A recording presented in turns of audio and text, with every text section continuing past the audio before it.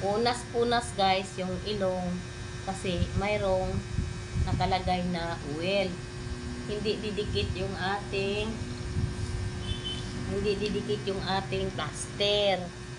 Para hindi siya matanggal guys, lagyan siya ng Lyoko Plus. Maidikit siya. Ayan guys. Ayan. Oh.